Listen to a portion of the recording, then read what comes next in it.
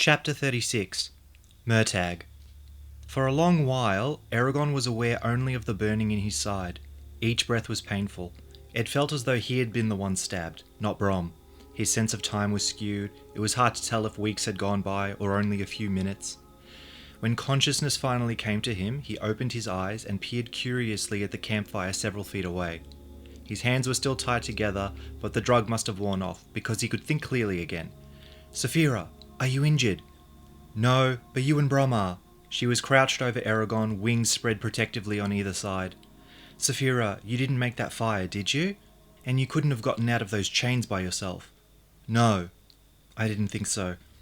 Eragon struggled to his knees and saw a young man sitting on the far side of the fire. The stranger, dressed in battered clothes, exuded a calm, assured air. In his hands was a bow. At his side, a long hand-and-a-half sword. A white horn bound with silver fittings lay in his lap, and the hilt of a dagger protruded from his boot. His serious face and fierce eyes were framed by locks of brown hair.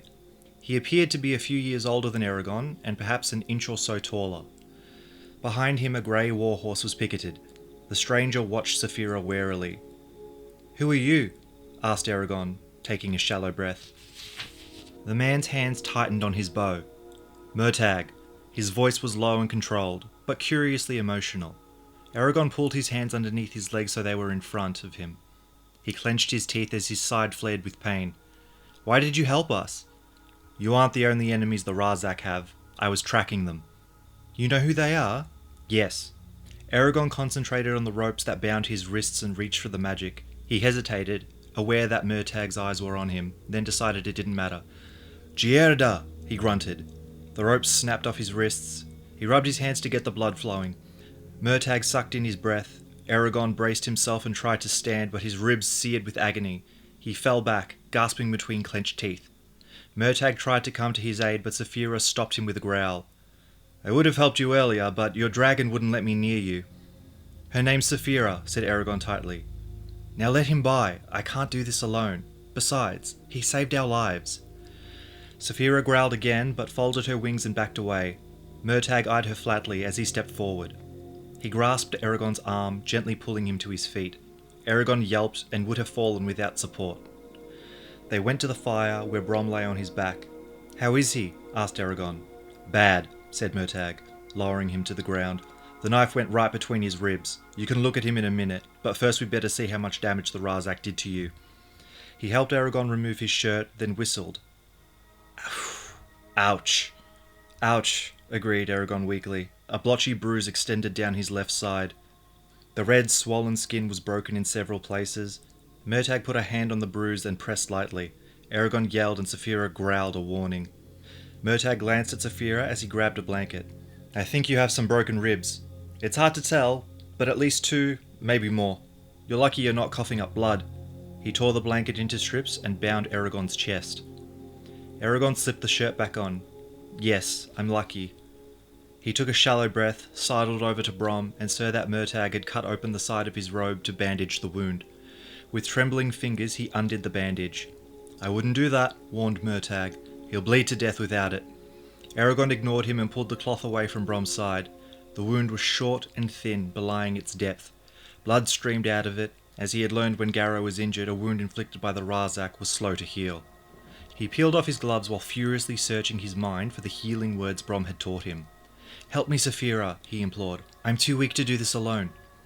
Saphira crouched next to him, fixing her eyes on Brom. "I am here, Eragon." As her mind joined his, new strength infused his body. Eragon drew upon their combined power and focused it on the words. His hand trembled as he held it over the wound. "Waist, heal," he said. His palm glowed and Brom's skin flowed together, as if it had never been broken. Murtagh watched the entire process. It was over quickly. As the light vanished, Eragon sat, feeling sick. "We've never done that before," he said. Saphira nodded.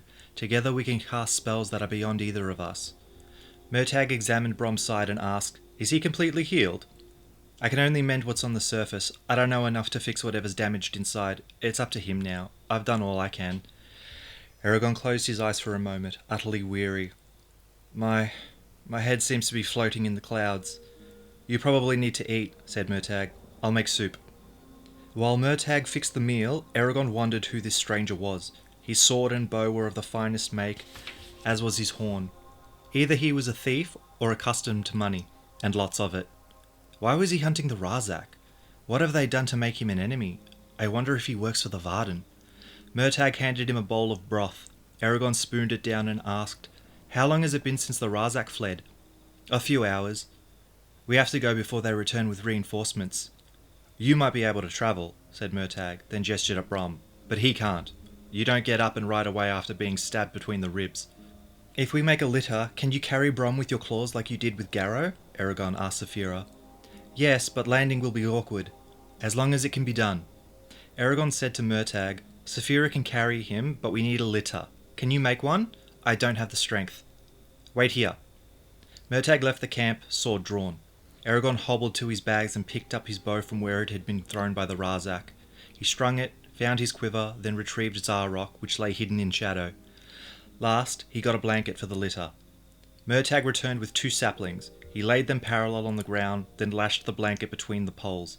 After he carefully tied Brom to the makeshift litter, Saphira grasped the saplings and laboriously took flight. "I never thought I would see a sight like that," Murtagh said, an odd note in his voice. As Saphira disappeared into the dark sky, Eragon limped to Caddock and hoisted himself painfully into the saddle. "Thanks for helping us. You should leave now. Ride as far away from us as you can. You'll be in danger if the Empire finds you with us. We can't protect you, and I wouldn't see harm come to you on our account." "A pretty speech," said Murtagh, grinding out the fire. "But where will you go? Is there a place nearby that you can rest in safety?" "No," admitted Eragon. Murtagh's eyes glinted as he fingered the hilt of his sword. "In that case, I think I'll accompany you until you're out of danger. I've no better place to be. Besides, if I stay with you, I might get another shot at the Razak sooner than if I were on my own. Interesting things are bound to happen around a rider." Eragon wavered, unsure if he should accept help from a complete stranger. Yet he was unpleasantly aware that he was too weak to force the issue either way. If Murtagh proves untrustworthy, Saphira can always chase him away. "Join us if you wish," he shrugged. Murtagh nodded and mounted his grey warhorse. Eragon grabbed Snowfire's reins and rode away from the camp into the wilderness. An oxbow moon provided wane light, but he knew that it would only make it easier for the Razak to track them. Though Eragon wanted to question Murtagh further, he kept silent, conserving his energy for riding. Near dawn, Saphira said, "I must stop. My wings are tired and Brom needs attention. I discovered a good place to stay, about 2 miles ahead of where you are." They found her sitting at the base of a broad sandstone formation that curved out of the ground like a great hill. Its sides were pocked with caves of varying sizes. Similar domes were scattered across the land. Saphira looked pleased with herself. "I found a cave that can't be seen from the ground. It's large enough for all of us, including the horses. Follow me." She turned and climbed up the sandstone, her sharp claws digging into the rock. The horses had difficulty, as their shod hooves could not grip the sandstone. Eragon and Murtagh had to pull and shove the animals for almost an hour before they managed to reach the cave. The cavern was a good 100 feet long and more than 20 feet wide, yet it had a small opening that would protect them from bad weather and prying eyes. Darkness swallowed the far end, clinging to the walls like mats of soft black wool. "Impressive," said Murtagh. "I'll gather wood for a fire." Eragon hurried to Brom. Saphira had set him on a small rock ledge at the rear of the cave. Eragon clasped Brom's limp hand and anxiously watched his craggy face. After a few minutes he sighed and went to the fire Murtagh had built. They ate quietly, then tried to give Brom water, but the old man would not drink. Stymied, they spread out their bedrolls and slept.